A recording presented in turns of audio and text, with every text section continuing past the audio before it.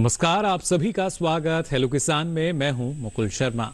Hello किसान कार्यक्रम में आपके लिए लगातार अलग अलग विषय लेकर हम हाजिर होते हैं और आज भी दो बेहद खास विषय लेकर हम हाजिर हुए हैं।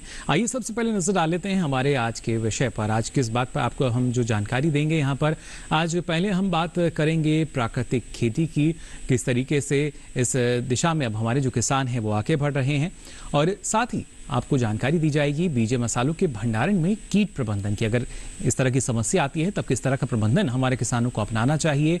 और इन दोनों विषय से संबंधित कुछ सवाल आप पूछना चाहते हैं या कुछ जानकारी लेना चाहते हैं तो हमारे टोल फ्री नंबर हैं, इन पर आप हमें कॉल कर सकते हैं। नंबर है 1800113060, साथ ही 1800113061। इन दोनों नंबर्स पे आप हमें कॉल कर सकते हैं और आपके सवाल के जवाब देने के लिए दो बेहद ही खास मेहमान आज हमारे साथ इस कार्यक्रम में जुड़े हैं। इनका परिचय आपसे हम करा देते हैं। हमारे साथ स्टूडियो में मौजूद हैं डॉक्टर राम आसरे जी। आप प्रधान वैज्ञानिक हैं तोड़ाई उपरांत प्रौद्योगिकी, भारतीय कृषि अनुसंधान पूसा, नई दिल्ली से। बहुत बहुत स्वागत आपका। और साथ ही हमारे साथ जुड़े हैं डॉक्टर NK मीणा जी। आप वरिष्ठ वैज्ञानिक हैं कीट विज्ञान के राष्ट्रीय बीज मसाला अनुसंधान केंद्र ताबी जी अजमेर से। बहुत बहुत स्वागत आपका डॉक्टर मीणा। तो जैसा हमने आपको बताया कि आज पहले हम यहाँ बात करेंगे प्राकृतिक खेती के बारे में। आज के समय की मांग कही जा सकती है प्राकृतिक खेती, क्योंकि इसके जरिए ना सिर्फ किसानों की जो लागत है वो कम हो रही है, बल्कि इसके साथ साथ जो पशुपालन है, जो कि आधार हम मान सकते हैं एक तरीके से प्राकृतिक खेती के लिए, उसको भी बढ़ावा दिया जा रहा है। डॉक्टर राम आसरे, आप किस तरीके से देखते हैं आज के समय में अगर प्राकृतिक खेती की हम बात करते हैं तो? मुकुल जी, आपने यहाँ पे प्राकृतिक खेती का स्वरूप क्या है, इसका मंतव्य क्या है, इसके बारे में यहाँ पे प्रश्न किया है। और इसकी एक मूल भावना एक आप वाक्य से मैं व्यक्त करना चाहूँगा कि इसका मूल मंतव्य है कि सर्वे भवन्तु सुखिनः सर्वे भवन्तु निरामया। सर्वे भवन्तु सुखिनः, सभी सुखी हों, सभी निरामय मतलब स्वस्थ हो। तो इसमें सभी का तात्पर्य है कि मानव जाति ही नहीं, हमारा जल है, वायु है, आपके पशु पक्षी, सभी लोग स्वस्थ हों और सुखी हों, तभी हम एक अच्छी दिशा में बढ़ सकते हैं, एक प्राकृतिक तरीके से जी सकते हैं। तो इसी के लिए आपका प्राकृतिक खेती की अवधारणा विकसित की हुई है, पुरातन समय से हमारे देश में होती आई है। और कहीं न कहीं अब इसके दुष्प्रभाव हमें चारों तरफ दिखाई पड़ने लगे हैं कि आपकी ज़मीन बीमार पड़ गई है, जल प्रदूषित है, आपकी फसलों से जो उत्पाद आ रहा है उसमें भी कहीं न कहीं प्रदूषण है। किसी में आपका हैवी मेटल्स, भारी धातुएं ज़्यादा हैं, तो किसी में नाइट्रोजन का स्तर बहुत ज़्यादा बढ़ गया है। तो इससे हमारे हर मुकाम पे, चाहे हमारे पशुधन हो, चाहे हमारी धरा हो, चाहे हमारी अपनी खुद की सेहत हो, कहीं न कहीं ये प्रभावित हो रही है, नकारात्मक रूप से प्रभावित हो रही है। जी, और उससे बचने की आवश्यकता है। हरित क्रांति के बाद हमने देखा जो उत्पादन है वो तो हमने ज़्यादा लिया, जो आवश्यकता थी उसकी पूर्ति कर दी गई, लेकिन जैसे कहा जाता है जो अति है उसकी भी एक सीमा होती है, और वही अब सीमा पार होती हुई नजर आ रही है, जिसके दुष्परिणाम अब हमारे सामने आने लगे हैं। और ऐसे में एक जो समाधान दिखता है वो है प्राकृतिक खेती का। इस बारे में और भी जानकारी आपको हम देंगे, लेकिन पहले आइए नजर डाल लेते हैं इस खास रिपोर्ट पर।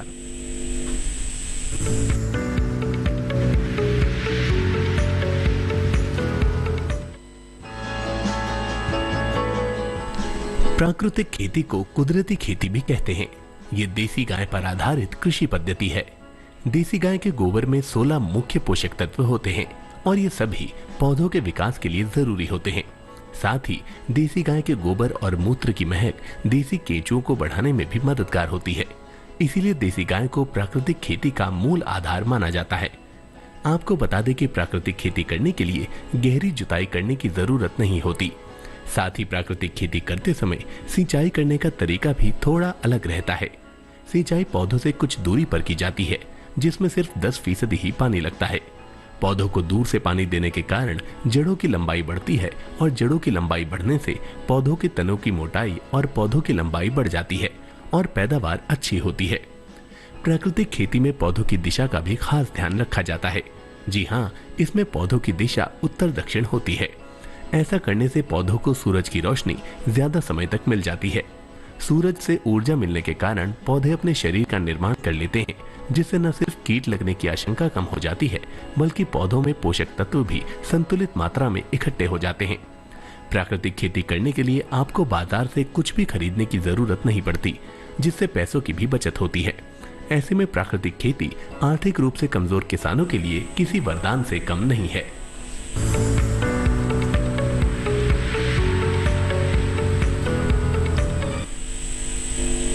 तो जाना आपने कैसे जो प्राकृतिक खेती है वो किसी भी वरदान से कम नहीं है, क्योंकि इसके फ़ायदे जो हैं वो बहुत सारे हैं। खेती की विधा एक है लेकिन इसके फ़ायदे अनेक हैं और अब जो किसान हैं वो धीरे धीरे जानने लगे हैं। फिर चाहे हम हिमाचल प्रदेश की बात करें या फिर इसके साथ साथ आंध्र प्रदेश की बात की जाए, तमिलनाडु की बात की जाए, पूर्वोत्तर राज्यों की बात करें, हर जगह अब किसान जो हैं वो प्राकृतिक खेती से जुड़ने लगे हैं। और गुजरात में तो एक ज़िला भी है जो कि पूरी तरीके से अब धीरे धीरे प्राकृतिक खेती की तरफ अग्रसर हो रहा है। यहाँ जोड़ना चाहूंगा, गुजरात में अभी हाल में ही प्राकृतिक खेती के ऊपर एक विश्वविद्यालय, कृषि विश्वविद्यालय बना है और ये देश का पहला कृषि विश्वविद्यालय है जो कि प्राकृतिक खेती के ऊपर शिक्षा और अनुसंधान करेगा। जी बिल्कुल, तो हम उम्मीद यही करते हैं इस तरीके से अलग अलग राज्यों में भी धीरे धीरे देखिए जो प्राकृतिक खेती है उसको और बढ़ावा मिलता रहेगा। अब आइए यहाँ रुक कर लेते हैं डॉक्टर मीना जी का भी। डॉक्टर मीना, जानना चाहेंगे आपसे, हमारे जो किसान हैं, अगर मसालों की खेती की बात की जाती है तो ना सिर्फ सबसे ज़्यादा जो निर्यात है वो हम करते हैं बल्कि उसके साथ साथ उपभोग भी हम करते हैं बड़े पैमाने पर। लेकिन जब इनके भंडारण को हम देखते हैं, किसानों के सामने कई तरह की समस्याएं आती हैं। किस तरीके से ये जो समस्याएं सामने आती हैं किसानों के या कीटों की वजह से जो परेशानी होती है, कितना इसका समाधान हम कर सकते हैं, लेकिन उससे पहले किस तरह का नुकसान एक किसान को झेलना पड़ता है इस वजह से?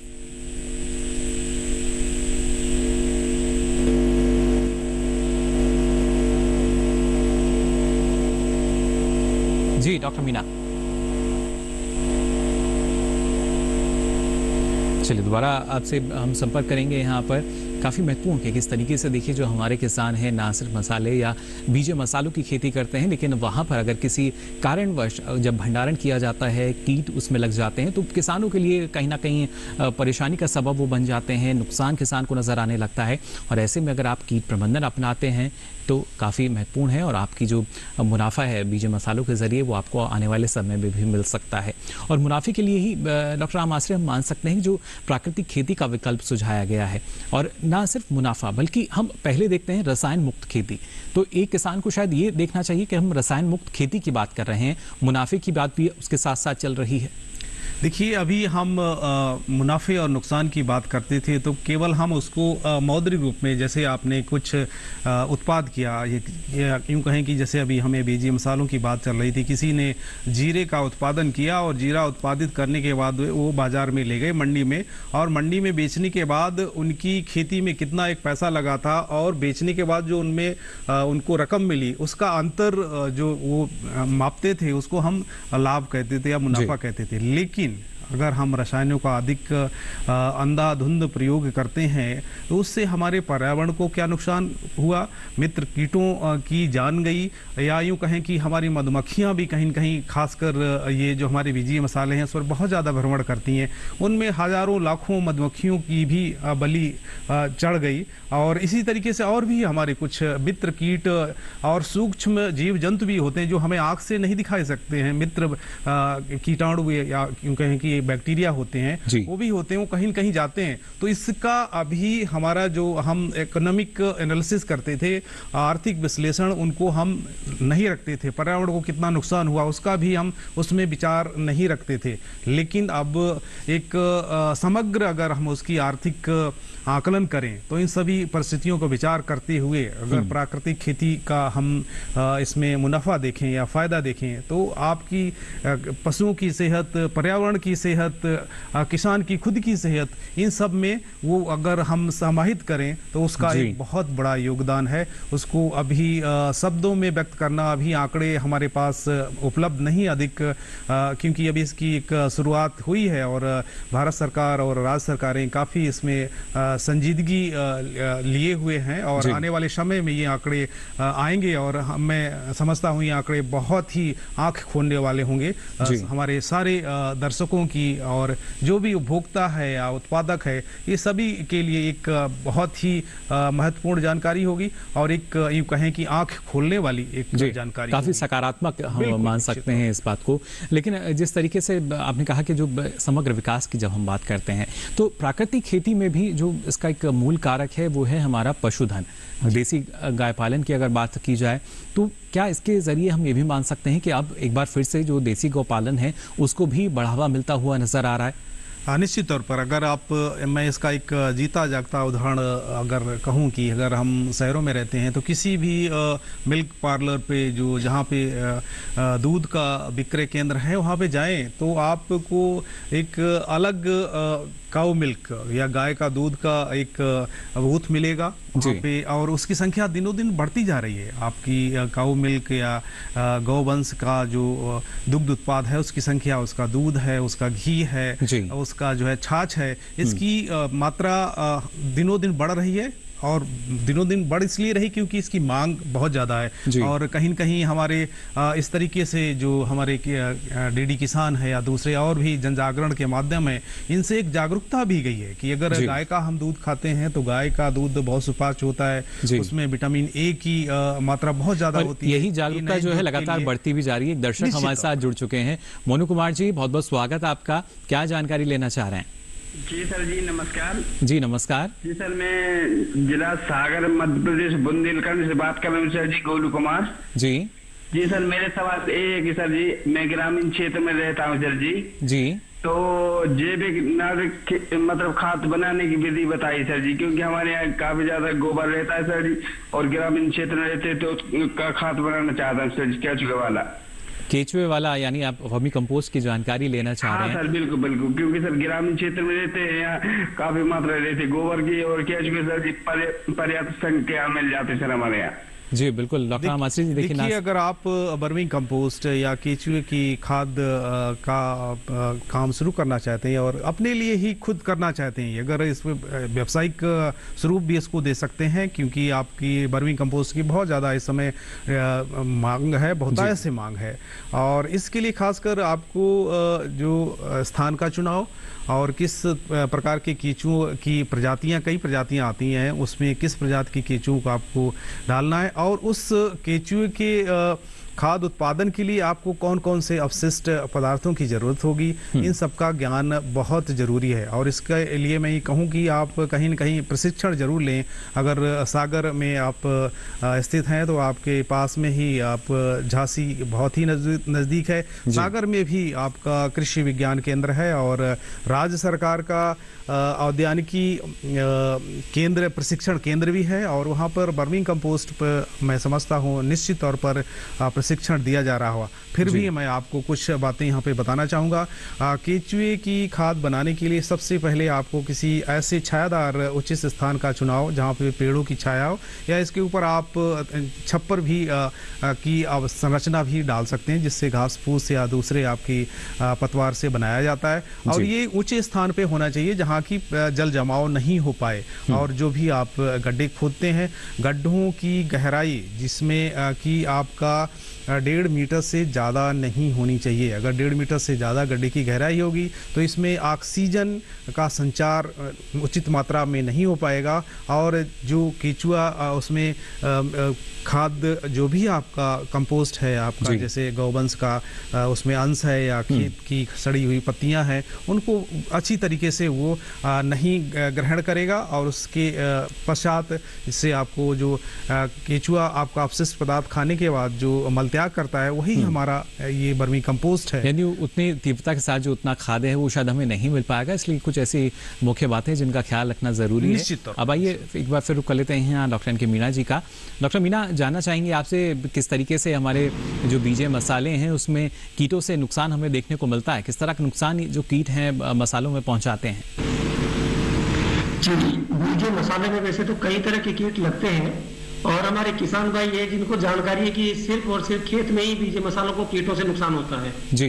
लेकिन खेत से फसल की कटाई के बाद जब हम बीजों को कई दिनों के लिए स्टोर करते हैं और भंडार करते हैं उसका, तो उसमें कई तरह के जो हानिकारक कीट है वो भी उसको नुकसान पहुंचाते हैं, जिसकी वजह से उसमें उसकी जो क्वालिटी तो खराब होती है, साथ ही साथ उसके अंदर जो हमारे जो न्यूट्रिएंट्स होते हैं, जो पोषक तत्व होते हैं, वो भी कम हो जाते हैं, उस पर भी दुष्प्रभाव पड़ता है जी। और अगर इन्फेक्टेड जो कीट इन्फेक्टेड मसाला है, अगर उसको हम खाते हैं तो हमारे शरीर के अंदर कई तरह की बीमारी और पेट दर्द, अफरा जैसी भी बीमारियां होने के चांसेस है। तो हम किसानों को ये सलाह देना चाहेंगे कि किसानों को जागरूक होना चाहिए कि बीजे मसालों का भंडारण करने के साथ साथ इसमें किस तरह से कीटों का प्रबंधन किया जाए।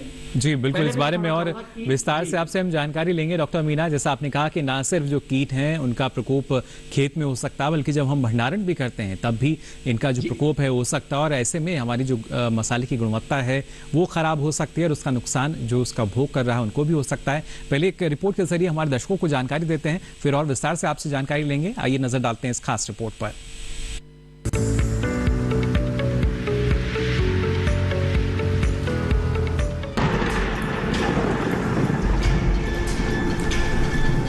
इस समय देश में मानसून के बादल बरस रहे हैं। ऐसे में बीजे मसालों के भंडारण में कीट प्रबंधन पर ध्यान देना जरूरी है। बीजे मसालों में धनिया, जीरा, सौंफ, मेथी, राई और अजवाइन शामिल है। दरअसल भंडारण के समय बीजे मसालों में कई तरह के कीट लगने की आशंका रहती है। कीटों के लगने का मुख्य कारण नमी होता है। अगर बात धनिया की करें तो इसमें औषधीय भृंग, सिगरेट बीटल, कारपेट बीटल और खपरा बीटल कीट लगते हैं। वहीं सौंफ में सिगरेट बीटल नामक कीट लगने की आशंका रहती है। जीरे की बात करें तो जीरे में औषधीय भृंग कीट लगता है। बीजे मसालों को इन सभी कीटों से बचाने के लिए मसालों को भंडारण से पहले सुखा लेना चाहिए। भंडारण करते समय मसालों में नमी की मात्रा 9% से कम होनी चाहिए। इसके अलावा मसालों की अच्छी तरह साफ सफाई भी करें। लेकिन बीजे मसालों में कीट लगे ही नहीं, इसके लिए मसालों की बुआई करने से पहले बीजोपचार जरूर करें। कीट लगने के बाद उपचार इस बात पर निर्भर करता है कि आप बीजे मसालों का भंडारण किस मकसद से कर रहे हैं। यानी अगर आप घर में खाने के लिए मसालों का भंडारण कर रहे हैं तो उसमें किसी भी तरह का कीटनाशक नहीं डाला जाता। लेकिन अगर आप बीज के लिए भंडारण कर रहे हैं तो केमिकल ट्रीटमेंट कर सकते हैं। भंडारण करने से पहले बोरियों को कृषि विशेषज्ञों द्वारा बताई गई दवा से उपचारित करें। फिर बोरियों को सुखाकर ही उनमें भंडारण करें। बोरियों को दीवार से 1 से 1.5 फीट दूर और जमीन से 8 से 10 इंच ऊपर रखें। इस तरह कुछ जरूरी बातों को ध्यान में रखकर आप बीजे मसालों को कीटों से काफी हद तक बचा सकते हैं।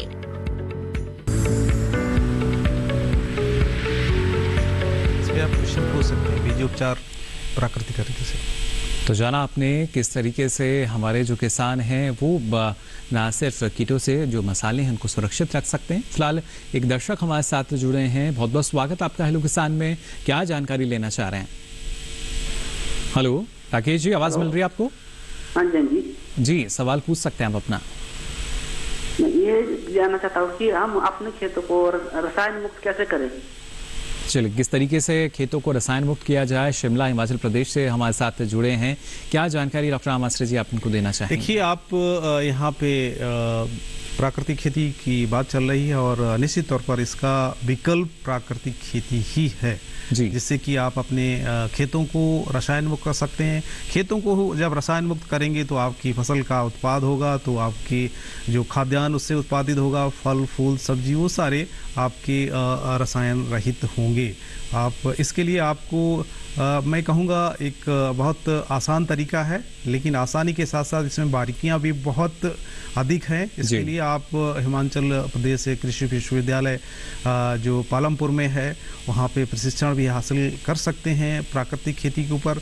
और इसके लिए जो मूल बातें हैं, मोटी जो आपकी बातें हैं कुछ, खासकर इसमें आपको गौवंश का सहारा लेना पड़ेगा, जो खासकर हमारी देसी गायें होती हैं, चाहे आपकी थार पारकर हो, चाहे मेवाती हो, चाहे आपकी सिंधी हो, ये गौवंश है, इनका पालन करें। कम से कम आपको 2 गाय पालनी होगी। उनसे जो भी उनका गोबर होगा, मूत्र होगा, या उनके जो दूध, दही, घी, ये सारे ही हमारे कहीं न कहीं प्राकृतिक खेती को बढ़ावा देते हैं। खासकर हमारे अभी एक मित्र मीना जी यहाँ पे बात कर रहे थे कि बीजोपचार बहुत ही ज़रूरी होता है बीजी मसालों का। आपके यहाँ भी काला जीरा बहुत ज़्यादा पैदा होता है। हमारा एक काला जीरा, हिमाचल ही ऐसा राज्य है, अगर उसकी खेती हम अगर करना चाहें तो उसका अगर आपको उपचार करना है किसी रसायन से ना करके, आप बीजामृत एक उत्पाद होता है, बीज अमृत, बीज के लिए अमृत उसको माना जाता है, तो इसका एक काढ़ा तैयार करें। उदाहरण के तौर पर इसके लिए आपको गोवंश का करीब 5 किलोग्राम ताज़ा गोबर और 5 किलोग्राम ही मूत्र लें और इसमें 50 ग्राम चूना मिला के इसको किसी आप मिट्टी के बर्तन में इकट्ठा करें और इसको 24 घंटे रखने के बाद आप इससे कम से कम 100 किलोग्राम में यहाँ पे 1 क्विंटल आप बीज उपचार कर सकते हैं। चाहे आपका जीरा का हो, चाहे आपका गेहूं हो, चाहे मक्का हो या दूसरे आपकी कैसे लेग्यूम, जैसे आप दालें भी, खासकर राजमा यहाँ आपके हिमाचल में काफ़ी उगाया जाता है। तो शुरुआत यहाँ से करें, बीज बिना किसी लागत के देखिए आप इसकी शुरुआत कर सकते हैं और अपने आप में काफ़ी महत्वपूर्ण, इसलिए कहा जाता है आपकी जो लागत है वो करीब शून्य हो यहाँ पर हो जाती है, लेकिन आवश्यकता इस जानकारी को जानने की। आगे भी आपको हम जानकारी देते रहेंगे। यहाँ रुक रहे हैं छोटे से ब्रेक के लिए, जल्द हाजिर होंगे। आप बने रहिए दूरदर्शन किसान पर।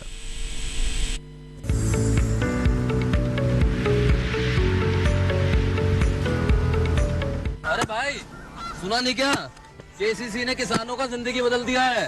देश के छोटे किसान 1,60,000 रुपए तक का कर्ज बिना किसी गारंटी को ले पाएंगे। ब्याज खोरों से भी पीछा छुटा। मैं तो जैविक खेती का पूरा सामान मंगा लिया, केसीसी का भी कोई दबाव नहीं है। ब्याज चुकाने के लिए पूरा 1 साल मिलता है। समय पर भुगतान करने पर केवल 4% के सालाना ब्याज पे लोन मिल गया मुझे। अपना आधार कार्ड, लेटेस्ट फोटो और जमीन के कागजात लेके अप्लाई करो बस। और नामांकन भरने के लिए जेब भी ढीली नहीं करनी पड़ी।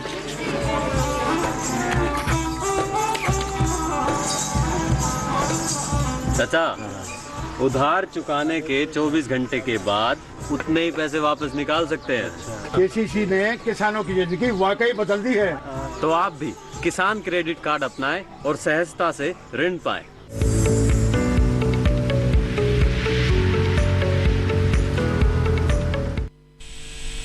ब्रेक के बाद आप सभी का एक बार फिर स्वागत हेलो किसान में। आज लगातार आपको हम जानकारी दे रहे हैं प्राकृतिक खेती के बारे में और किस तरीके से हमारे किसान जो बीजे मसालों की खेती करते हैं वो आप जब भंडारण करते हैं मसाले का तो वहाँ पर आप कीटों से अपनी फसल को, अपने उत्पाद को बचा सकते हैं। यहाँ डॉक्टर मीना जानना चाहेंगे आपसे, आपने बताया कि किस तरीके से जो नुकसान है वो मसालों में हमें नज़र आता है कीटों की वजह से, लेकिन कौन से प्रमुख कीट हैं जो कि आमतौर पर कहीं ना कहीं एक परेशानी का सबब बन जाते हैं भंडारण के दौरान? देखिए, बीजे मसालों में सबसे ज्यादा जो नुकसान करने वाला कीट है वो है सिगरेट बीटल।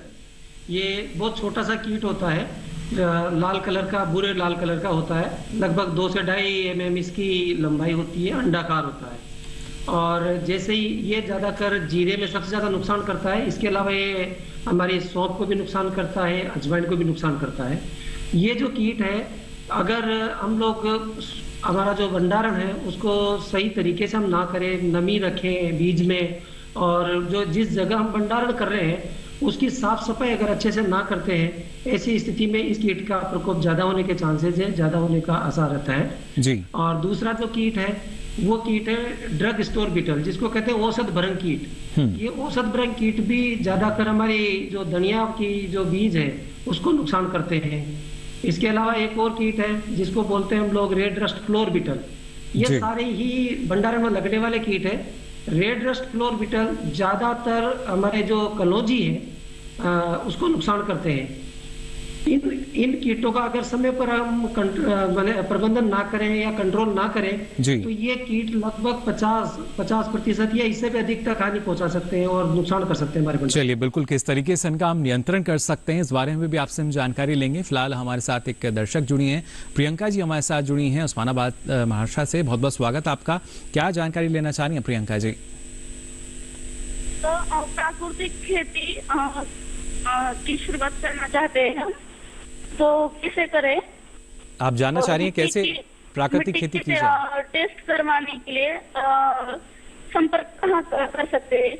और जीवामृत, बीजामृत कैसे तैयार कर सकते हैं जी? और कीट प्रबंधन के लिए क्या उपाय कर सकते हैं हम? और हमारे क्षेत्र में ट्रेनिंग या प्रशिक्षण किस सेंटर में ले सकते हैं हम? बिल्कुल, आखिरी में जो आपने सवाल पूछा वो काफी महत्वपूर्ण, क्योंकि प्रशिक्षण के दौरान ये सारी जानकारी जो है आपको हासिल हो सकती है। डॉक्टर आमाश्री जी, क्या जानकारी देना चाहेंगे आप फिलहाल? निश्चित तौर पर जैसे कि आपने पहले सबसे शुरुआत में एक बात कही कि क्या इसमें भी मिट्टी की जांच करानी होती है। निश्चित तौर पर जैसे कहता है कि आप जब खुद देखेंगे तो आपको विश्वास होगा खुद। इसका हमारा कहने का तात्पर्य है कि जब आप प्राकृतिक खेती की शुरुआत करते हैं तो सबसे पहले आपकी मृदा में जीवांश की मात्रा बढ़ती है। जीवांश की मात्रा बढ़ने का तात्पर्य है जैसे कि हमारे शरीर में खून होता है और खून में आयरन की मात्रा, लौह तत्व की मात्रा ज़्यादा, हीमोग्लोबिन की मात्रा जितनी ज़्यादा बढ़ती है, आपका खून उतना ही स्वस्थ माना जाता है, उतना ही अच्छा माना जाता है। इसी तरीके से अगर आपकी मृदा में जीवांश का स्तर तकरीबन 2% के आसपास पहुंच गया, जो कि आम तौर पर हमारी जो इस समय मृदाएं हैं वो काफ़ी प्रभावित हैं, कम इसमें जीवांश की मात्रा है, कहीं कहीं 0.8 से 0.5 तक भी जीवांश की मात्रा आ गई। तो यूँ कह सकते हैं कि हमारी मृदाएं जो हैं, आपकी ज़मीन है जिसमें कि हम खेती कर रहे हैं, वो कहीं न कहीं बीमार है या कहीं न कहीं ग्रस्त है, जिसमें कि जीवांश की मात्रा नहीं। इसीलिए जैविक खेती या प्राकृतिक खेती ही एक ऐसा सहारा है जिसके माध्यम से हम जीवांश की मात्रा यहाँ पे कार्बन जो ऑर्गेनिक मैटर है उसको बढ़ा सकते हैं। जब ऑर्गेनिक मैटर की मात्रा बढ़ेगी तो निश्चित तौर पर इसमें जो आपके द्वितीयक तत्व होते हैं, जिंक है, आयरन है, मॉलिब्डेनम है, फेरस है, लोहा जिसे हम लौह तत्व कहते हैं, इनकी मात्रा बढ़ेगी। जब इनकी मात्रा, जिसे हम सूक्ष्म पोषक तत्व कहते हैं, जिसमें आप चाहे आप गोभी उगाएं, आप चाहे फल फूल सब्जी कोई भी उगाएं, तो निश्चित तौर पर वो आपकी स्वस्थ मृदा से उस उत्पाद में कहीं न कहीं हस्तांतरित होगा और इसके माध्यम से हमारे थाली में आएगा, हमारे निवाले में आएगा और हम स्वस्थ होंगे। तो निश्चित तौर पर आप मृदा की जांच जरूर कराएं और इससे आपको कहीं न कहीं पता पड़ेगा कि इसमें खासकर नाइट्रोजन है, नत्रजन है, पोटास है, फास्फोरस है और जीवांश, इनकी मात्रा में कहीं न कहीं बढ़ोतरी हुई है।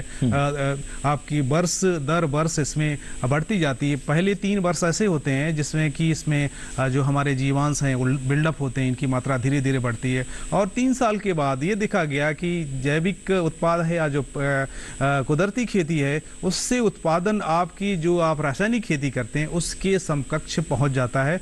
और इसके अलावा जो आपको मुख्य फायदा होता है, आप स्वस्थ, आपका पशुधन स्वस्थ, आपकी जमीन और जल स्वस्थ। इसके अलावा जो हमारे बहुत ऐसे संस्थान हैं जो कि प्राकृतिक खेती का जो उत्पाद होता है उसको 2 गुने 3 गुने या 4 गुने दाम में खरीदते हैं। उसमें एक ऑर्गेनिक लोगो भी आजकल भारत सरकार लगाती है जिस पे ठप्पा लगता है, जिसके माध्यम से पता पड़ता है कि ये आपका ऑर्गेनिक लोगो सर्टिफाइड खाद्य पदार्थ है। उसकी मात्रा कीमत जो है, उसकी शुद्धता की पहचान होती है, इससे आपको अधिक से अधिक कीमत मिलती है। जी देखिए, प्रमाणीकरण हो जाता है और अब तक ये सुविधा हम देखते थे जैविक खेती में थी, वहां से आपको प्रमाणीकरण मिलता था, लेकिन बहुत जल्द अब प्राकृतिक खेती में भी ये सुविधा जो है वो हमारे किसानों को मिलने लगेगी।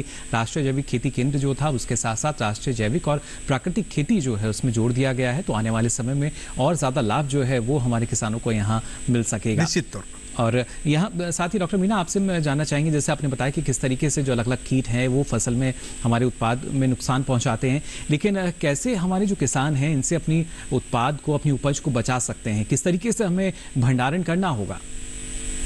देखिए साहब, ये हमारे किसान भाई को ये जानकारी देना बहुत जरूरी है कि धनिया, जीरा और मेथी, सौंफ, अजवाइन, कलौंजी, ये ऐसी फसल है जिनको बहुत ज्यादा कीटों से नुकसान भंडारण होता है। तो किसान क्या करे, जैसे ही खेत से हमारे जो बीजे मसाला आता है उसको पहले धूप में सुखाएं।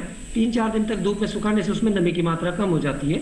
उसके बाद अगर हमको बीज के लिए भंडारण करना है तो हम उसको बीज उपचार करें और इसके लिए जो इमामेक्टिन बेंजोएट है उसका 10 से 15 ग्राम की मात्रा 1 किलो बीज के हिसाब से उसको उपचारित करके और बोरियम भर के जमीन से 8 से 10 इंच उठा करके नीचे कुछ पत्थर अथवा कुछ कैरेट जमा करके, ताकि नीचे से नमी उस तक ना पकड़ पाए और दीवार से 1 से 1.5 फीट दूर उसको जमा करें ताकि किसी तरह से नमी से उसको नुकसान ना हो और हमारा जो मसाला है वो सुरक्षित रहे। बोरियों की बात करें तो और इसी तरह से अगर हमको बीज की तरह करना है और खुले में भंडारण करना है, उसके लिए किसानों की जितनी क्षमता है बीज रखने की, उसके हिसाब से उसका भंडारण को पार्टीशन कर ले, अलग अलग खंडों में बांट ले। उसके बाद नीचे नीम की पत्तियां थोड़ा बहुत उसको सुखा करके नीम की पत्ती की एक लेयर बिछा दे। उसके बाद 1-1.5 फीट की आपकी जो मसाले हैं, चाहे वो फिर जीरा हो, चाहे धनिया हो या चाहे सौंफ हो, उसका 1-1.5 फीट का लेयर जमा दें और उसके बाद वापस नीम की पत्तियां बिछाएं और इस तरह से उसको पूरा ढक करके रखें ताकि हम 6 से 7 महीने तक अपने मसालों को सुरक्षित रख सकें। जी बिल्कुल। और ये भी एक प्राकृतिक तरीका डॉक्टर मीना जो आपने बताया कि किस तरीके से देखिए नीम की पत्तियों के साथ भी हम जो कीट हैं उनकी रोकथाम कर सकते हैं। फिलहाल एक और दर्शक हमारे साथ जुड़े हैं, धनराज जी हमारे साथ जुड़े हैं नासिक महाराष्ट्र से। बहुत बहुत स्वागत आपका, क्या जानकारी लेना चाह रहे हैं?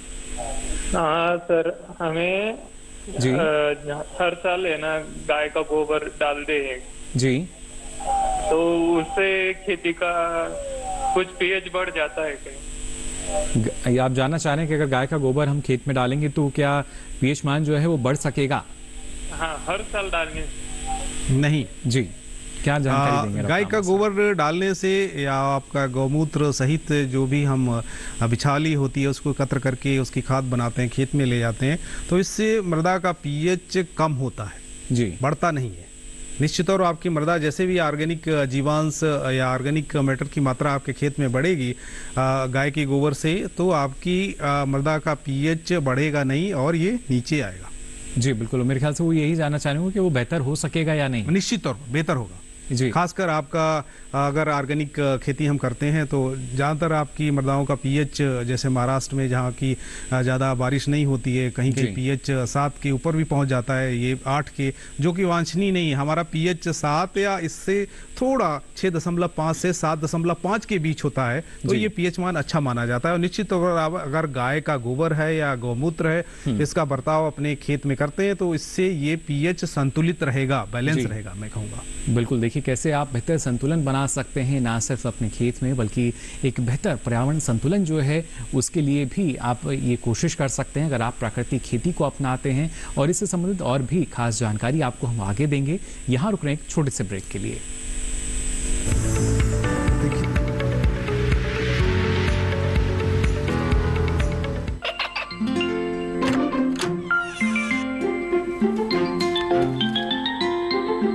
ये क्या हो रहा है? काशवी, इतने कम मार्क्स?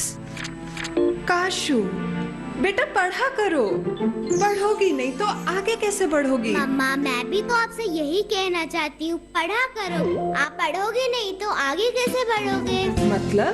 वो देखो, सिर्फ बैक पर छपा ऑर्गेनिक नहीं, ऑर्गेनिक का निशान पहचानिए। पीजीएस ऑर्गेनिक का ये लोगो उन किसानों की पहचान है जो आज भी परंपरागत विधि से रसायन मुक्त खेती कर आपके लिए शुद्ध फसल उपजा रहे हैं।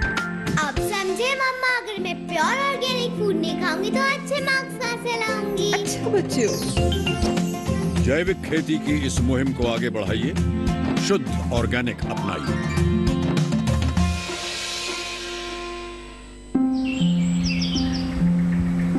अरे अरे अरे क्या कर रहा है? इधर इधर इधर, हम बोल रहे हैं तेरे बीजू का।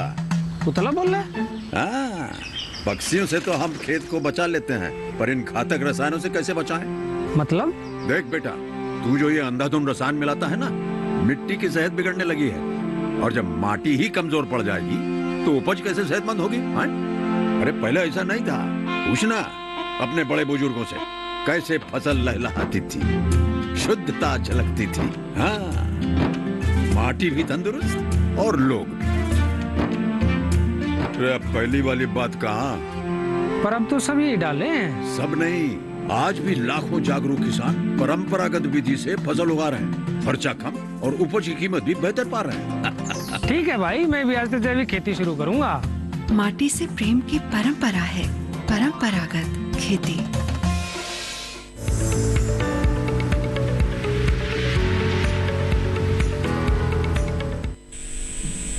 ब्रेक के बाद आप सभी का एक बार फिर स्वागत। हेलो किसान में लगातार आपको हम जानकारी दे रहे हैं प्राकृतिक खेती यानी नेचुरल फार्मिंग से संबंधित, और कैसे जो किसान बीजे मसालों की खेती करते हैं, जब आप भंडारण करते हैं तो वहां पर अपनी उत्पाद को, अपनी उपज को आप कीटों से बचा सकते हैं। फिलहाल हमारे साथ एक दर्शक जुड़े हैं, हेमंत जी हमारे साथ जुड़े हैं फोन लाइन पर। बहुत बहुत स्वागत आपका हेलो किसान में। क्या जानकारी लेना चाह रहे हैं? जी नमस्कार जी। नमस्कार हेमंत जी। जी हाँ, ये मेरी आवाज आ रही है जी? आपकी आवाज हम सुन पा रहे हैं, बताइए क्या जानना चाह रहे हैं? जी, देसी करेला होता है जो उसको अगर ऑर्गेनिक तरीके से उगाएं तो छोटा करेला होता है, तो उसके अंदर उत्पादन में क्या फर्क हो जाएगा? जी, आप जानना चाह रहे हैं कि अगर फसल को जैविक खेती या प्राकृतिक खेती के जरिए किया जाए तो क्या फायदा आपको मिलेगा? हाँ जी, देसी करेले की बात कर रहा हूँ मैं, जो छोटा करेला होता है जो ऐसे ही उग जाता है जी, की तरह। देसी करेला। हाँ जी। चलिए, अलग अलग, क्योंकि प्राकृतिक खेती में डॉक्टर रामाश्री अगर देखा जाए तो कोई फसल जो है उसकी सीमा निर्धारित नहीं है कि सिर्फ आप यही फसल ले सकते हैं। और ऐसी जो ये जानना चाह रहे हैं देसी करेले के बारे में, उन्होंने बताया कि कितना संभव है और किस तरीके से हम उसकी खेती कर सकते हैं या अपने उपभोग के लिए उसको लगा सकते हैं। देखिए, यहाँ पे आपका दोहरा लाभ की बात आप कह रहे हैं। देसी करेला, जो करेले में पहले स्वाद हुआ करता था, लोग आज भी देसी करेला ढूंढते हैं, देसी करेला नहीं मिलता है। और देसी करेला वो भी आप जैविक खेती के माध्यम से करना चाहते हैं तो निश्चित तौर पर आप का जो उत्पाद होगा वो बहुत ही ज़्यादा स्वास्थ्यवर्धक होगा। इससे आपकी जो उत्पाद होगा उसकी गुणवत्ता अधिक से अधिक बढ़ेगी। खासकर अगर आप जैविक खेती के माध्यम से देसी करेले का उत्पादन करते हैं, आप संकर करेले का उत्पादन करते हैं, दोनों पे असर अच्छा आता है, सकारात्मक प्रभाव आता है। खासकर जब जैविक खेती के माध्यम से हमारी जैसे आपकी बेल वर्गीय या कद्दू वर्गीय फसलों का उत्पादन किया जाता है, करेला आपकी बेल वर्गीय फसलों में ही आता है, तो इनमें जो बीज का बनाव है, जिसमें आपका सीड फार्मेशन, जैसे आपका करेला उपभोक्ता ऐसा चाहता है कि इसका बीज नरम हो, जल्दी से जल्दी इसमें जो है कड़ा ना हो और ये मुलायम हो, रसेदार हो, यही इसकी एक विशेषता होती है। तो अगर आप जैविक खेती के माध्यम से करेले का उत्पादन करते हैं तो इसमें जो सीड है, जब करेला पकने लगता मतलब वो अगर तुड़ाई में जरा भी आप कोताही करें तो कहीं न कहीं उसके सीड, आपके बीज है काफ़ी कड़े हो जाते हैं और वो मटमैले रंग के हो जाते हैं। तो जब एक बार उपभोक्ता उसको तोड़ के देखता है, मटमैला रंग देखता है, बीज कठोर देखता है, तो उसकी कीमत कम देने के लिए तैयार होता है। तो निश्चित तौर पर आप का जो चक्र है, तुड़ाई का चक्र थोड़ा बढ़ेगा। अगर हम 3 दिन में या 4 दिन में, सप्ताह में 2 बार तोड़ते हैं तो आपको करीब यहाँ पे तुड़ाई का चक्र है थोड़ा लंबा हो जाएगा, आपको बाजार में पहुँचाने में सहूलियत होगी और जल्दी से जल्दी इनकी बीज की कठोरता नहीं आएगी। समय तक, एक लंबे समय तक आप इसकी मार्केटिंग कर पाएंगे, आप बाजार में उतार सकेंगे। मैं जहाँ तक एक हमारा अनुमान है, अगर आप जैविक खेती के माध्यम से करेले की खेती करते हैं, दूसरा एक आप रासायनिक खेती के माध्यम से, तो करेले की यहाँ पे फल देने की अवधि कम से कम 15 दिन तक बढ़ जाएगी। जी, तो ये एक लाभ हमें देखिए जाहिर तौर पर दिखता भी है, लेकिन हर एक जो पहलू है उसके अपने लाभ होते हैं। और जिस तरीके से जानना भी चाह रहे थे कि जो देसी करेला है उसका लाभ कैसे हमें मिल पाएगा, अपने आप में ये काफ़ी महत्वपूर्ण। और डॉक्टर रामत से कहा जाता था कि नीम चढ़ा करेला, तो उसको भी ये काफ़ी सकारात्मक रूप में हम मान सकते हैं। डॉक्टर मीना, आपसे भी हम जानकारी लेना चाहेंगे, जैसा आपने बताया कि नीम की पत्तियों के जरिए भी जो कीट हैं उनकी रोकथाम हम कर सकते हैं। और आमतौर पर हम देखते हैं जो किसान है उनका ये भी मानना होता है कि जहाँ हम भंडारण कर रहे हैं तो वहाँ पर जो दीवार है उसको वहाँ पर चूना लगा दिया जाता है, जिससे जो दूसरे जो कीट हैं शायद उनका आवागमन ना हो सके। तो वो क्या अभी का जो समय चल रहा है उसमें भी किसान कर सकते हैं? आप बिल्कुल सही कह रहे हैं, चूना भी लगाया जाता है, लेकिन आजकल जो चूने वाला जो सिस्टम है किसान जनरली फॉलो नहीं करता। चूना तो मिलता तक नहीं है किसानों को जी। तो इसके लिए मैं ये जानकारी देना चाहूंगा कि ये जो अपने व्हाइट वाश जो आती है, जब हम लोग भंडार गृह के अंदर में व्हाइट वाश करते हैं जी, मेरी आवाज जी, जब व्हाइट वॉश करते हैं तो उसमें हम लोग इंसेक्टिसाइड की दवा मिला सकते हैं, जैसे क्लोरपाइरिफॉस है जो 20 cc के नाम से आती है बाजार में जी, या डेल्टामेथ्रिन है, उसकी 3 से 4 ml दवा अपन व्हाइट वॉश के साथ मिला करके और फिर उससे पुताई कर देवे, तो ये चूने का काम कर लेता है, चूने का काम कर लेता है जी। बिल्कुल डॉक्टर मीना, ये हम बात करें किस तरीके से कीटों की रोकथाम हो सकती है, लेकिन कभी कभी किसानों की समस्या होती है कि जो चूहे जैसे और भी जीव हैं वो भी कहीं ना कहीं हमारी उपज को नुकसान पहुंचाते हैं, तो क्या उनकी भी रोकथाम संभव है? हाँ बिल्कुल संभव है सब, क्योंकि चूहे जो है भंडारण के लिए चूहा सबसे बड़ा दुश्मन है हमारे किसानों का। और चूहे का जो है ज्यादातर अपर भंडार गृह के अंदर में कहीं ना कहीं जिस तरह से गेट के पास से या खिड़की से या कहीं से दरवाजा कटा फटा है तो वहां से वो एंट्री कर जाता है जी। तो पहले क्या करना चाहिए कि जब से भंडार करें किसी भी अनाज का, चाहे फिर मसाले हो चाहे अन्य खाद्यान्न हो, हम लोग पहले उसको पूरी तरह से चेक कर ले कि कहीं बिल तो नहीं है चूहे के उसमें पहले से विद्यमान नहीं है जी। या फिर कि दरवाजे कहीं टूटे या टूटे फूटे नहीं है। अगर ऐसा है तो उसे भंडारण करने से पहले रिपेयर करें। और कई बार क्या करते हैं किसान जागरूक नहीं है और किसान बिल्कुल उसको देखता नहीं है भंडारण को, ऐसी स्थिति में कई बार गेट खुले रह जाते हैं और चूहे अंदर घुस जाते हैं जी। जब आ जाती है और उसके बाद भंडार गृह बड़ा है तो वहां से चूहे निकालना किसानों के बस का काम नहीं है। ऐसे के तो वहाँ जिंक फॉस्फाइड एक दवा होती है, उसका चूगा बना करके हम उसको दवा को रख सकते हैं स्टोर के अंदर में। लेकिन इसमें बहुत बड़े ध्यान रखने की बात यह है कि जब जिंक फॉस्फाइड दवा वहां रखते हैं तो उसके आसपास पानी नहीं होना चाहिए। और भंडारण के अंदर अगर पानी है तो वो दवा खाने के बाद अगर चूहा पानी पीता है तो वो असरकारी नहीं रहती दवाई पे जी। तो इसलिए किसानों को ध्यान रखने की जरूरत है कि जिंक फॉस्फेट दवा अगर वो रख रहे हैं तो भंडारण के आसपास कहीं भी पानी नहीं होना चाहिए। इसके अलावा और जो चूहा को पकड़ने के लिए ट्रैप्स होते हैं वो भी इस्तेमाल कर सकते हैं और भी कई हैं, इस तरह से हम चूहे को भी रोक सकते हैं जी। बिल्कुल, ट्रैप देखिए ना सिर्फ चूहे जैसे जो दूसरे जीव हैं, कीट हैं, उनकी रोकथाम के लिए भी हैं, लेकिन प्राकृतिक खेती में भी डॉक्टर आमाश्रे अगर देखा जाए तो फेरोमोन ट्रैप की हम बात करें या दूसरे कुछ ऐसे विकल्प हमारे पास हैं जिनका इस्तेमाल हमारे किसान कर सकते हैं। इस बारे में आपसे हम जानकारी लेंगे। फिलहाल एक और दर्शक हमारे साथ जुड़े हैं, बहुत बहुत स्वागत आपका हेलो किसान में। क्या जानकारी लेना चाह रहे हैं? नरेंद्र जी, आवाज मिल पा रही है आपको? हेलो, भागलपुर बिहार से हमारे साथ जुड़े हैं, कोशिश हम कर रहे हैं इनका सवाल जो है वो हम तक पहुंच सके। हेलो, संपर्क फिलहाल नरेंद्र जी के साथ हमारा नहीं हो पा रहा है। डॉक्टर आमाश्रे, यहाँ आपसे जानना चाह रहे थे, जैसे शुरुआत में आपने बताया कि जो बीजामृत की हम बात करते हैं, इसके साथ साथ कई और तरह के जो हम कह सकते हैं जो पदार्थ हैं वो प्राकृतिक खेती में हमारे किसान बनाते हैं, प्राकृतिक रूप से जिनको बनाया जाता है, वो कौन से हैं, उनका किस तरीके से लाभ मिलता है, या हम कहें कि कीटों की रोकथाम के लिए किस तरीके से हमारे किसानों को निदान करना होगा? देखिए मुकुल जी, आप इस तरीके से हम जैसे है बीजामृत की बात कर रहे थे, तो बीजामृत बीजोपचार के लिए प्रयोग किया जाता है। कीटों के नियंत्रण के लिए हमारा, जैसे कि आपने राष्ट्रीय प्राकृतिक एवं जैविक खेती केंद्र गाजियाबाद में है, इन्होंने कुछ उत्पाद विकसित किए हैं। उनमें से खासकर इनके आपके नीमास्त्र, नीम के उत्पाद से तैयार किया गया नीमास्त्र है, आपका ब्रह्मास्त्र है, आग्नेयास्त्र है। इसमें विभिन्न आपकी गौ उत्पाद हैं, खासकर हमारा गौवंश का उत्पाद है उससे बने हुए, और कई से इसमें कुछ ऐसे पेड़ हैं, उनकी पत्तियां, खासकर धतूरा हो गया, नीम हो गया, आपकी आख हो गई, करंज हो गई, और आपका दूसरे और ऐसे कुछ पेड़ हैं जिनकी पत्तियों का अर्क बनाते हैं, जिसे हम कहते हैं 10 पर्णी का अर्क।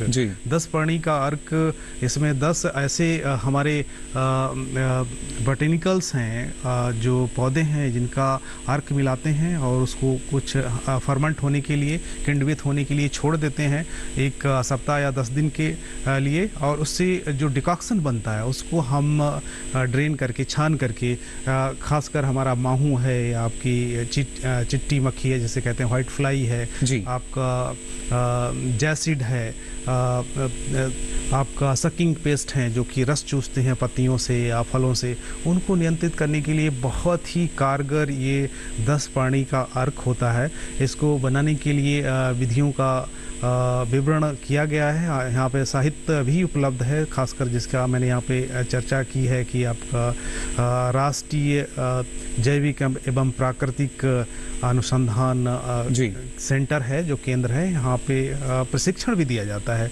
और ये बहुत ही कारगर है कीट नियंत्रण के लिए जी। और इसके अलावा आपका जीवामृत भी है और बर्मी बास है, जैसे आपका बर्मी कंपोस्ट यहाँ पे आप बनाने की विधि देख रहे हैं कि किस तरीके से बनाया जा रहा है। तो यहाँ भी देखिए अलग अलग विकल्प जो हैं वो हमारे पास हैं, लेकिन उनकी जानकारी होना बेहद ज़रूरी। फिलहाल एक और दर्शक हमारे साथ जुड़े हैं, धर्मेंद्र जी हमारे साथ जुड़े हैं फोन लाइन पर। बहुत बहुत स्वागत आपका धर्मेंद्र जी, क्या जानकारी लेना चाह रहे हैं?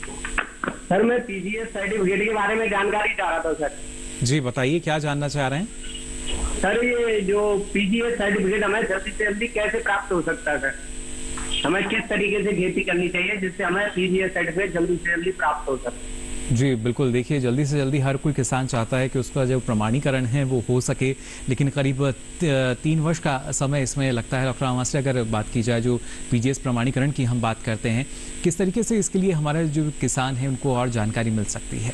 देखिए आपने एक यहाँ पे मुख्य बात सबसे पहली बात कही है कि एक इसमें पहली जो लक्ष्मण रेखा थी कि आप 3 साल तक जैविक खेती के जो नियम कायदे हैं उनके अनुसार ही खेती करें, तब आप इसके हकदार होते हैं पीजीए सर्टिफिकेट पाने के लिए। और इसमें आपके निकटतम जो जिला कृषि अधिकारी हैं या जिला उद्यान अधिकारी हैं, उनकी सहभागिता, उनका जो है इसमें सहयोग बहुत ज़रूरी है। वो कहीं न कहीं आपके खेत पे आते हैं और उनका मासिक निरीक्षण करते हैं, कुछ जो भी नियम कायदे बताए गए हैं उनका आप अनुसरण कर रहे हैं, किस तरीके से उनका परिपालन कर रहे हैं। तो मैं एक संक्षेप में कहूँगा कि आप जिला कृषि अधिकारी या जिला उद्यान अधिकारी से बिना कोई देरी किए हुए संपर्क करें और उनके पास एक बृहद जानकारी की एक लिस्ट है या जो एक साहित्य है उनके पास उपलब्ध है, वो निश्चित तौर पर आपका मार्गदर्शन करेंगे और आप पीजीए सर्टिफिकेशन से एक सर्टिफिकेट हासिल कर पाएंगे। जी बिल्कुल, देखिए क्योंकि जो वक्त है वो 3 साल का होता है, हर एक किसान के लिए काफ़ी मुश्किल होता है, और इसी को देखते हुए जब आप एक बार पंजीकरण करा लेते हैं जैविक खेती के लिए, तो 1 साल बाद या 2 साल बाद ये कोशिश की जाती है कि किस तरीके से आपका उत्पाद आ रहा है, और फिर अलग अलग रंगों के जरिए जो पीजीएस सर्टिफिकेशन है वो संभव हो पाता है। हरा और लाल रंग आप इस पर आमतौर पर देख पाते होंगे, और वही इसकी पहचान है जिसके जरिए हमारे किसान जो हैं बाजार में अच्छा लाभ ले पाते हैं। साथ ही यहाँ डॉक्टर मीना, आपसे हम जानना चाहेंगे, अभी जिस तरीके से जो मानसून सीजन चल रहा है, जो बारिश लगातार हो रही है, ऐसे में किस तरीके से हमारी जो फसल है उसको कीटों का खतरा रह सकता है? देखिए अभी का जो मानसून समय है, मानसून का समय है, इसमें नमी की मात्रा बहुत ज़्यादा होती है।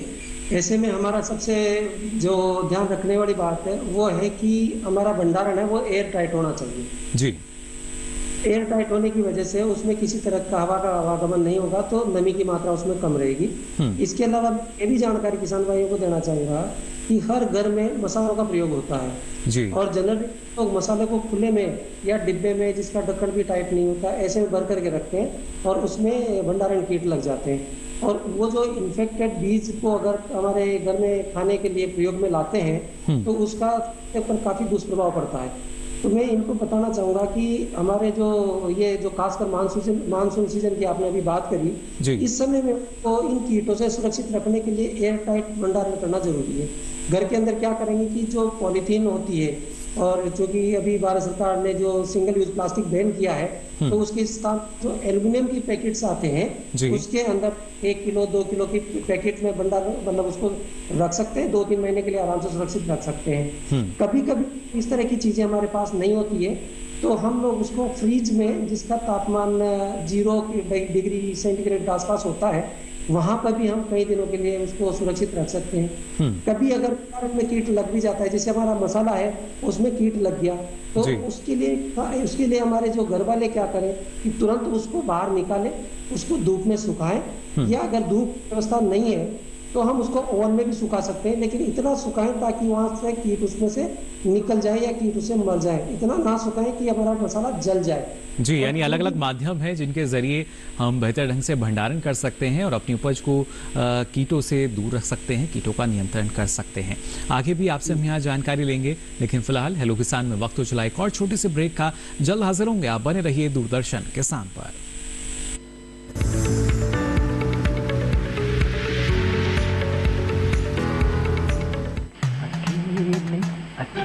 अरे वाह भैया, अकेले अकेले। अरे तू भी ले, पर खाएगा कैसे? मैं ऑर्गेनिक खेती की बात कर रहा रे बेटे। अकेले अकेले खेती कब तक करेगा?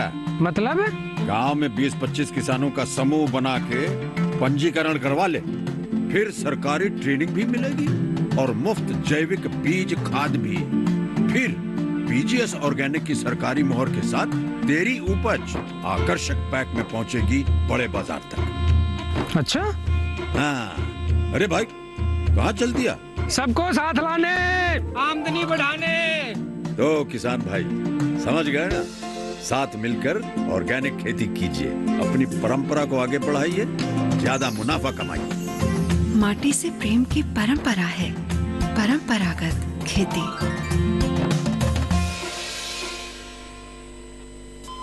अरे सुन तो। मुझे क्या सुनाना चाहते हो? जो सुनाओ मेरी सौतन को। किसको? अरे वही तुम्हारा मोबाइल फोन जिससे सुबह शाम दिन रात चिपके रहते थे और कहते थे किसान कॉल सेंटर से बातें हो रही हैं। अच्छा ये बात है।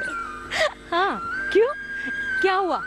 अब बात नहीं होती क्या? अब तो झट से बात हो जाती है। ऐसा क्या? हाँ, अब तो ज्यादा लाइनें और खास तकनीक के कारण खेती के माहिरों से तुरंत बात हो जाती है। और अगर कभी लाइन व्यस्त हो तो अपनी समस्या फोन पर रिकॉर्ड करा दो, वहाँ से फोन आ जाता है और समस्या की हल का मैसेज भी आ जाता है। ये देखो आ गया। अरे वाह, इसका मतलब इंतजार की घड़ी अब खत्म। हाँ। तभी मैं सोचूं कि आजकल मुझ पर इतना प्यार क्यों आ रहा है। कृषि संबंधी समस्याओं का अपनी भाषा में तुरंत हल पाने के लिए पूरे भारत में किसी भी फोन से हेल्पलाइन नंबर पर संपर्क करें। किसानों का दोस्त किसान कॉल सेंटर।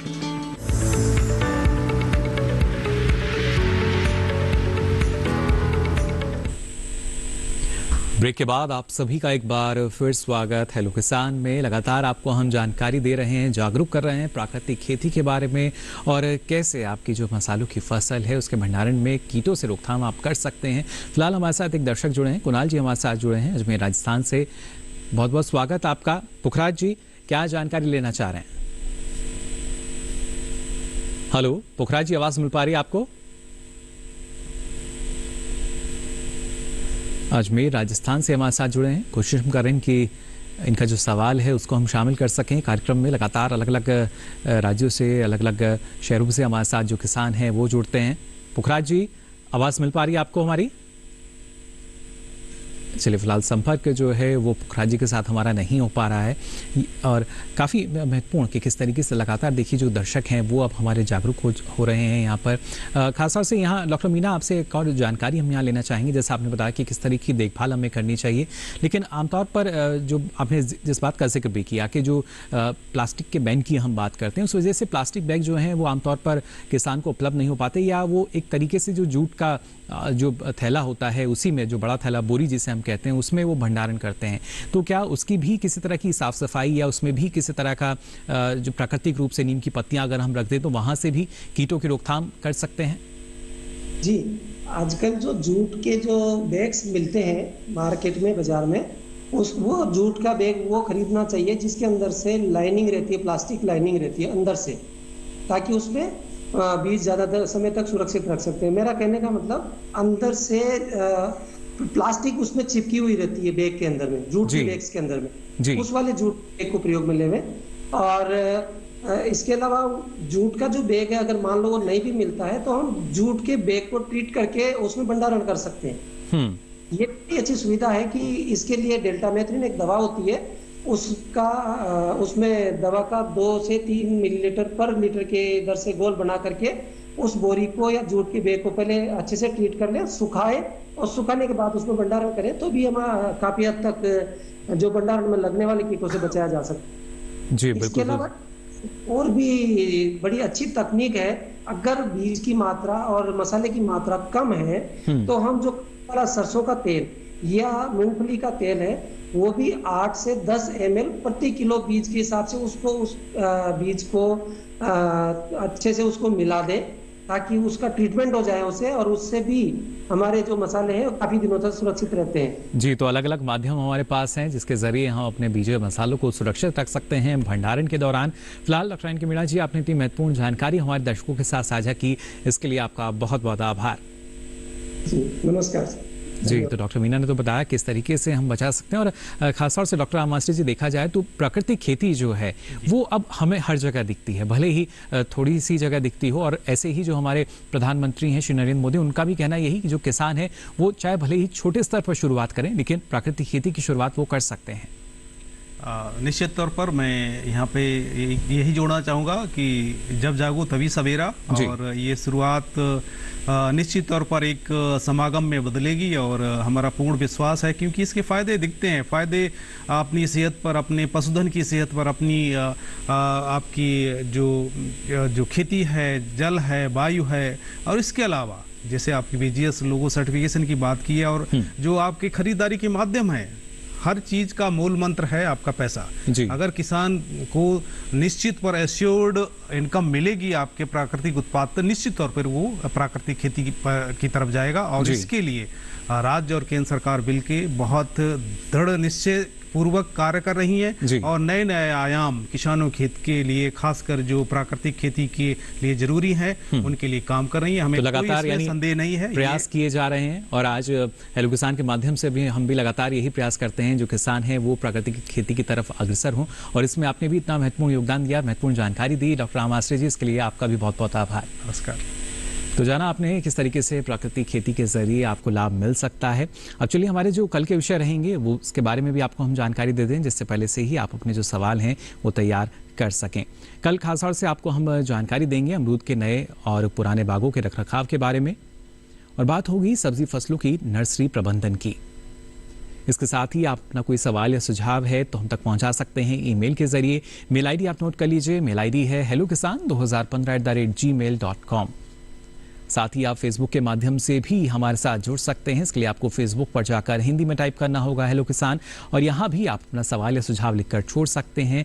और अब आखिरी लेकिन महत्वपूर्ण विकल्प, आप डीडी किसान कॉल सेंटर का नंबर आप सभी को याद होगा, इस पर भी आप सोमवार से शनिवार सुबह 6 से रात के 10 बजे तक अपना सवाल दर्ज करा सकते हैं। तो अलग अलग माध्यम आपके पास जानकारी के, और साथ ही अब ये सारी जानकारी आप ले सकते हैं डीडी किसान के यूट्यूब चैनल पर भी। इसके लिए आपकी टीवी स्क्रीन पर जो ये QR कोड दिखाया जा रहा है, इसे आप स्कैन करें, जिसके बाद आप पहुंचेंगे YouTube चैनल पर, और ये सारी जानकारी अब आप कभी भी कहीं भी ले सकेंगे। फिलहाल आज के लिए हेलो किसान में बस इतना ही। कल फिर हाजिर होंगे नई जानकारियों के साथ, तब तक के लिए दीजिए इजाजत। नमस्कार।